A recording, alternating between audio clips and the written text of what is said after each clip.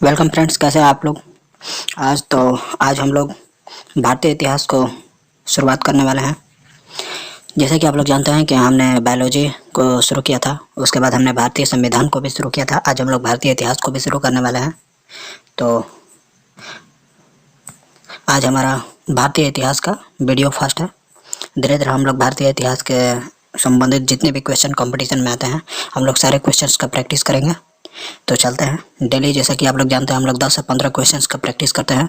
तो आज हम लोग भारतीय इतिहास के 10 से 15 क्वेश्चंस का प्रैक्टिस करेंगे। तो चलिए चलते हैं अपने पहले क्वेश्चंस की तरफ। पहले क्वेश्चन आप लोगों ने देखा होगा। तो पहला क्वेश्चन में पूछा गया है कि इतिहास का जनक किसे कहा जाता है। इतिहास का जनक किसे कहा जाता है, आप लोग बताइए। ये बहुत ही आसान क्वेश्चन है। इतिहास का जनक हेरोडोटस को कहा जाता है। हमारा ऑप्शन नंबर 20 सही है। अब हम लोग आते हैं अपने क्वेश्चन नंबर सेकंड की तरफ। क्वेश्चन नंबर सेकंड में पूछा गया है कि इतिहास शब्द की उत्पत्ति किस शब्द से हुई है। आप लोग बताइए, इतिहास शब्द की उत्पत्ति किस शब्द से हुई है। तो देखिएगा, शब्द पर आप लोग ध्यान दीजिएगा। इस इतिहास शब्द की उत्पत्ति हिस्टोरिया शब्द से हुई है। हिस्टोरिया, ऑप्शन नंबर सी सही है। इस क्वेश्चन में आप लोग शब्दों पर जरा ध्यान दीजिएगा। इतिहास शब्द की उत्पत्ति हिस्टोरिया शब्द से हुई है। अब हम लोग आते हैं अपने क्वेश्चन नंबर थर्ड की तरफ। क्वेश्चन नंबर थर्ड में पूछा गया कि भारतीय पुरातत्व विभाग के जनक कौन है। भारतीय पुरातत्व विभाग के जनक कौन है। ये क्वेश्चन बहुत बार कंपटीशन में आया हुआ है। आप लोग बताइए, बहुत ही आसान क्वेश्चन है। इसमें सारे क्वेश्चन कंपटीशन में आए हुए हैं। ये सिर्फ आप लोग अगर प्रैक्टिस के लिए है। तो आप लोग बताइए, भारतीय पुरातत्व विभाग के जनक कौन है। तो आप सभी लोग जानते हैं, अलेक्जेंडर कनिंघम। भारतीय पुरातत्व विभाग के जनक अलेक्जेंडर कनिंघम है। कभी कभी अलेक्जेंडर कनिंघम की जगह ऑप्शन में जेम्स कनिंघम दे देता है, तो आप लोग कंफ्यूज मत होइएगा। अलेक्जेंडर कनिंघम या जेम्स कनिंघम दोनों एक ही बात है। तो हमारा ऑप्शन नंबर 20 है। हम सारे क्वेश्चन का आंसर क्लियरिफाई करते हुए चलते हैं, ताकि आप लोगों को किसी क्वेश्चन में कंफ्यूजन ना हो। फिर भी अगर आपको किसी क्वेश्चन में कंफ्यूजन होता है तो आप लोग जरूर बताइएगा, कमेंट में जरूर कीजिएगा। चलिए अब हम लोग आते हैं अपने क्वेश्चन नंबर 5 की तरफ। क्वेश्चन नंबर 5 में पूछा गया कि प्रागैतिहासिक काल का सर्वप्रथम अध्ययन किसने किया था।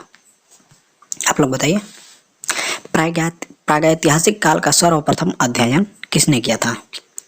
यह भी बहुत बार क्वेश्चन पूछा गया है।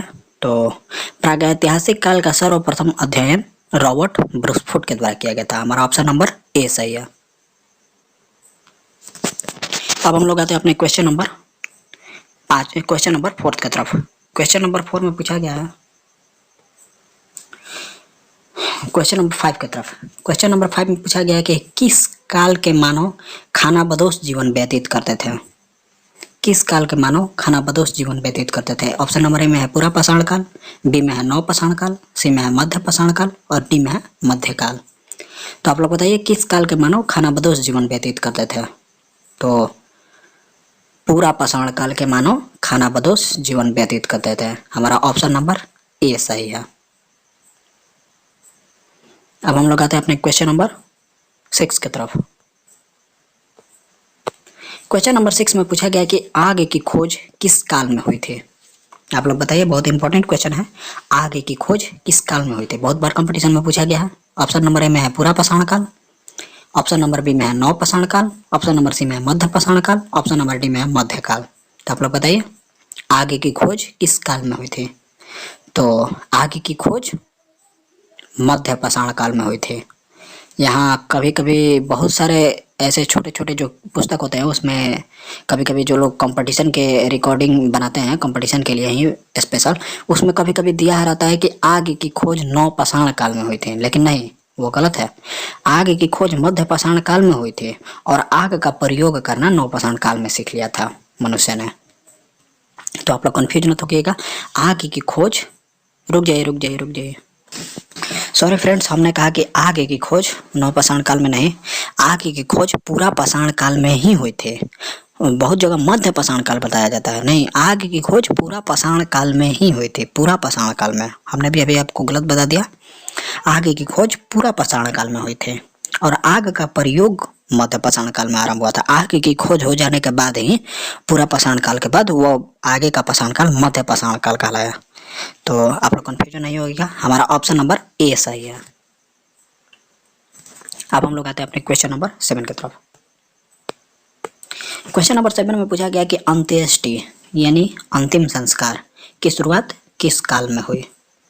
अंत्येष्टि यानी अंतिम संस्कार की शुरुआत किस काल में हुई थी। ऑप्शन नंबर में है पूरा पाषाण काल, बी में नव पाषाण काल, सी में मध्य पाषाण काल और डी में मध्यकाल। तो अंत्येष्टि यानी अंतिम संस्कार की शुरुआत किस काल में हुई थी। तो ऑप्शन नंबर सी सही है, मध्य पाषाण काल में। मध्य पाषाण काल के मनुष्य की सबसे बड़ी उपलब्धि अंत्येष्टि ही थी। तो ऑप्शन नंबर सी सही है। कभी कभी क्वेश्चन में ऐसे ही पूछ देता है कि मध्य पाषाण काल की सबसे बड़ी उपलब्धि क्या थी मनुष्य की, तो अंत्येष्टि थी। अब हम लोग आते हैं अपने क्वेश्चन नंबर 8 की तरफ। क्वेश्चन नंबर 8 में पूछा गया कि किस काल में मनुष्य के हथियार छोटे हो गए थे। तो आप लोग जानते हैं मध्य पाषाण काल में मनुष्य के हथियार छोटे हो गए थे, तो हमारा ऑप्शन नंबर सी सही है। अब हम लोग आते हैं अपने क्वेश्चन नंबर 10 की तरफ, क्वेश्चन नंबर 9 की तरफ। क्वेश्चन नंबर 9 में पूछा गया कि स्थायी आवास की खोज किस काल में हुई थी। तो स्थायी आवास की शुरुआत किस काल में हुई थी, आप लोग बताइए। ऑप्शन नंबर ए में है पूरा पाषाण काल, ऑप्शन नंबर बी में है नव पाषाण काल, ऑप्शन नंबर सी में है मध्य पाषाण काल और ऑप्शन नंबर डी में है मध्यकाल। तो आप लोग बताइए स्थायी आवास की शुरुआत किस काल में हुई थी। तो आप लोग जानते हैं स्थायी आवास की शुरुआत नव पाषाण काल में हुई थी, तो हमारा ऑप्शन नंबर बी सही है। अब हम लोग आते हैं अपने क्वेश्चन नंबर 11 की तरफ। क्वेश्चन नंबर 11 में पूछा गया कि पहिया तथा मनका की खोज किस काल में हुई थी। तो ये भी बहुत इंपॉर्टेंट क्वेश्चन है, तो आप लोग याद रखिएगा पहिया तथा मनका की खोज नव पाषाण काल में हुई थी। मनका को घड़ा कहा जाता है, हिंदी में मनका को घड़ा कहा जाता है। तो पहिया तथा मनका की खोज नव पाषाण काल में हुई, तो हमारा ऑप्शन नंबर बी सही है। याद रखिएगा पहले आग की खोज पूरा पाषाण काल में, अंत्येष्टि यानी अंतिम संस्कार की शुरुआत मध्य पाषाण काल में और पहिया तथा मनका की खोज नव पाषाण काल में। पशुपालन की शुरुआत मध्य पाषाण काल में और स्थायी पशुपालन जैसे मनुष्य बस्ती बसा कर रहने लगा तो वह नव पाषाण काल में। तो चलिए अब हम लोग आते हैं अपने क्वेश्चन नंबर 11 की तरफ। क्वेश्चन नंबर 11 में पूछा गया कि कृषि तथा पशुपालन की शुरुआत किस काल में हुई थी। ऑप्शन नंबर ए में पूरा पाषाण काल, बी में नव पाषाण काल, सी में मध्य पाषाण काल और डी में मध्यकाल। तो आप लोग बताइए, अभी हमने बताया कृषि तथा पशुपालन की शुरुआत किस काल में हुई थी। तो देखिए सिर्फ अगर पशुपालन पूछा जाए तो आप लोग मध्य पाषाण काल को लगा सकते हैं, लेकिन कृषि तथा पशुपालन दोनों पूछा गया तो यहाँ पर हमें नव पाषाण काल ऑप्शन में लगाना पड़ेगा। तो हमारा ऑप्शन नंबर बी सही है।